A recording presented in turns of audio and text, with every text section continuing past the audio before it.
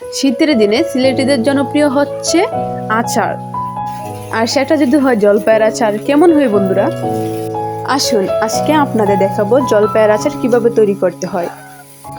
প্রথমত আমরা মরিচের গুঁড়া, হলুদের গুঁড়া এবং ধনিয়া গুঁড়া নিয়ে নেব, তার সাথে জিরার গুঁড়াও দিব, মিক্সড করব লবণ। প্রথম দেব সরিষার তেল। সরিষার তেল একটু হালকা গরম হওয়ার পর আমরা তার সঙ্গে মিক্সড করব সয়াবিন তেল। টক ঝাল মিষ্টির জন্য আমরা কয়েকটা লাল মরিচও দিয়ে দিব, তার সঙ্গে দেব আস্তা পাঁচফোড়ন আর দিব তেজপাতা। এগুলো একটু নাড়াচাড়া করে আমরা গরম করে দেব আমরা আদা চেঁচা রসুনগুলা আমরা নাড়াচাড়া করে লাল করে নেব। আমাদের সিলেটিদের পদ্ধতিতে আপনাদের দেখাবো আমরা কিভাবে মরিচ গুঁড়া করি। শুকনো মরিচ অনেকেরই হতে ঝাল লাগে হাতে, আমরা সেটাই আজকে পদ্ধতিতে দেখাবো। তো আমাদের এক আন্টি হাতে দিয়ে আমরা শুকনো মরিচের ডাঁটাগুলো তুলে নিয়েছি। এখন আমরা নাড়াচাড়া করে দেখছি, আবার এখন যে আমরা বাকি মশলাগুলো ছিল ওইগুলো আবার দিয়ে দিলাম। ওগুলো মিক্সড করতে হবে, টেস্টের জন্য একটু ভালো কিছু করতে হবে।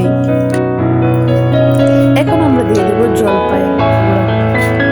ওগুলো দেখে এত টেস্টি লাগবে কি বলবো বন্ধুরা। আমরা এইগুলা দিয়ে দিচ্ছি, দিয়ে ভালো করে নেড়ে ছেড়ে মশলার সঙ্গে মিক্সড করে নেব। দেন অনেক সুন্দর কালার হচ্ছে কিন্তু। এদিকে আমাদের মশলাগুলো মিক্সড করে নিচ্ছি। আমাদের মশলাগুলো অনেক সুন্দর কালার হওয়ার জন্য আমরা ঢাকনা দিয়ে ঢেকে নেব। আর অন্যদিকে দেখাচ্ছে আমাদের সিলেটিদের পদ্ধতিতে কিভাবে মরিচ ভাঙ্গা দেখে না বন্ধুরা। এবার আমরা ঢাকনাগুলো তুলে নিয়ে আর একটু নাড়াচাড়া করবো, ভালো করে মিক্সড করতে হবে, নয়তো কিন্তু জলপাইয়ের আচারের টেস্ট পাওয়া যাবে না।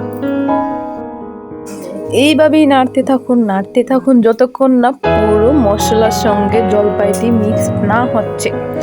জলপাই কিন্তু মশলার সঙ্গে একেবারে ভালোভাবে মিক্স করতে হবে। তো বন্ধুরা আমরা মিক্সড করছি, আর অনেকটা সময় কিন্তু নিচ্ছি, প্রায় আধা ঘন্টা সময় নিতে হবে, যতক্ষণ না এগুলো মিক্সড না হচ্ছে। ভালো করে মিক্সড করতে হবে, নয়তো কিন্তু ভালো হবে না। এখন আমরা দিয়ে দেব গুঁড়া পাঁচফোড়ন। আমরা গুঁড়া পাঁচফোড়ন দিয়ে দিয়েছি। এখন আমরা দেব শুকনো মরিচ গুঁড়া। শুকনো মরিচ যেগুলো ভেঙেছি ওইগুলো আমরা দিয়ে নাড়াচাড়া করব। ওগুলা মিক্সড করতে হবে, ভালো করে মিক্সড করে নিন। মিক্সড করার পর আমরা ততক্ষণ নাড়াচাড়া করব যতক্ষণ না জলপাইগুলো মজে গিয়ে লাল না হচ্ছে। লাল না হওয়া পর্যন্ত আমরা এগুলো নাড়তে থাকবো। একটু ঢাকনা দিয়ে ঢেকে নেব। প্রায় আধা ঘন্টা পর রেজাল্ট কেমন হবে। সো গাইস দেখতে পাচ্ছেন অনেক সুন্দর একটা কালার হয়েছে, দেন অনেক লাল হয়েছে। এখন আমরা দেব সিরকা। আপনারা তো কম বেশ সকলেই জানেন সিরকা কেন দেওয়া হয়। অনেক দিন সংরক্ষণ করার কারণে আমরা সিরকাটা দিই যেন আচারটা ভালো থাকে। সিরকাটা ভালো করে মিক্সড করার পর দেখুন অনেক সুন্দর কালার হয়েছে। আমরা আরও ভালোভাবে সিরকাটা আচারের সঙ্গে মিক্সড করছি। এবার আমাদের টেস্ট করার ভালো। আচারটা চুলো থেকে নামিয়ে আমরা একটা বাটিতে নিয়ে এবার আমরা টেস্ট করব। সো গাইস এবার টেস্ট করার পালা। ওয়াও, এত টেস্ট হয়েছে আচারটা যে কি বলবো।